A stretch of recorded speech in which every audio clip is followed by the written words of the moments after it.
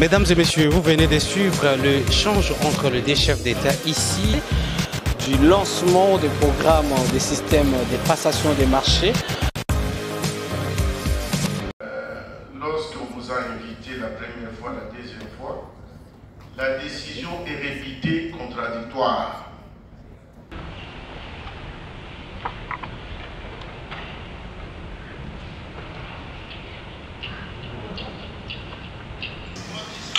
Vous avez la parole, cher. Honorable Président, honorable membre du bureau, chers collègues, j'aimerais saluer le travail qui a été accompli par nos deux collègues. Je crois qu'il revenait à des sénateurs de s'occuper de cette matière qui concerne les provinces. Et ils ont fait un très bon travail. J'aimerais cependant faire 2 ou 3 petites observations.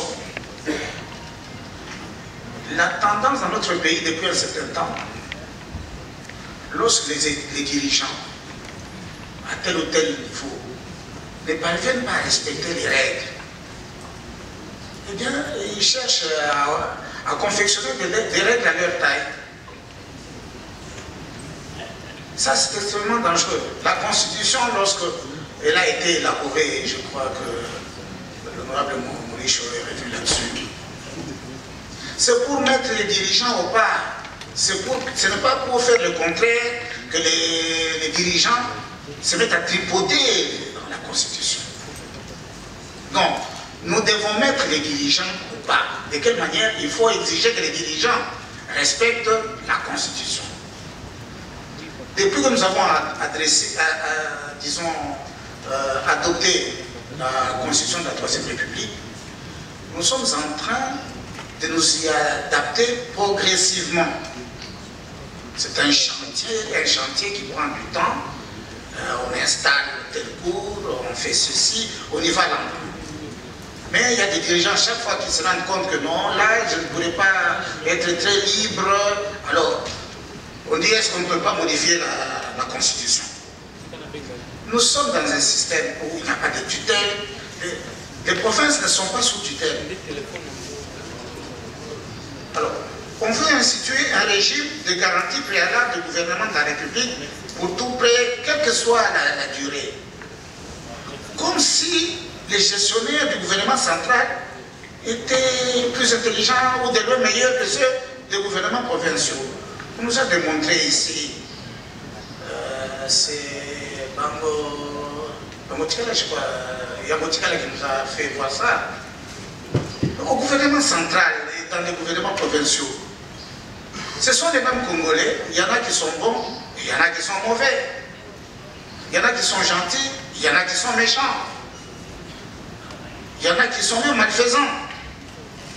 Et donc, si le gouvernement provincial veut contracter des dettes, les banques qui lui prêtent de l'argent doivent lire, examiner les risques, mais mettre le gouvernement provincial sous tutelle du gouvernement central, en supposant qu'ils sont meilleurs. Cette supposition-là est erronée. Croire que parce qu'on est au gouvernement central, donc on a une science infuse, une sagesse infuse, alors qu'au jour le jour, nous constatons que ce n'est pas la réalité. Donc, je pense que ça, on devrait laisser, on ne doit pas mettre les gouvernements provinciaux sous tutelle. De même chercher à affecter éventuellement des gouverneurs des provinces.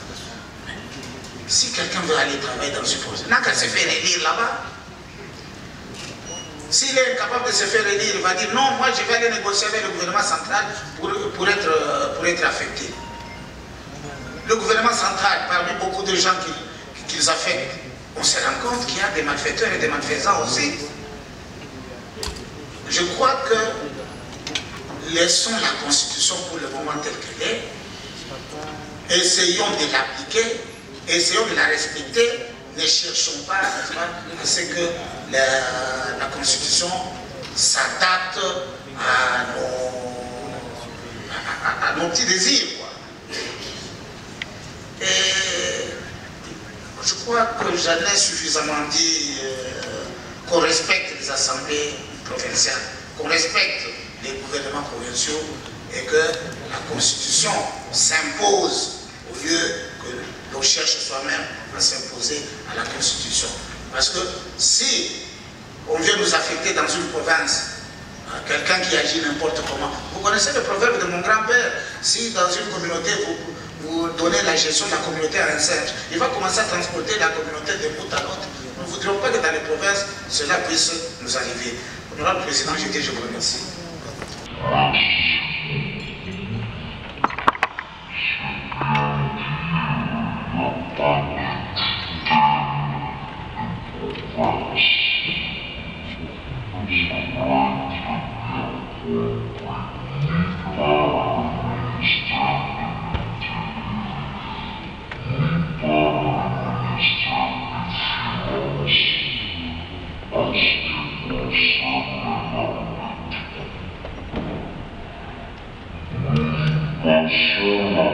Pour vous informer de l'essentiel de l'actualité en République démocratique du Congo, il vous suffit de vous abonner sur Top 243 News TV, également nous lire sur www.top243news.com. Au nom de toute la rédaction, nous vous remercions.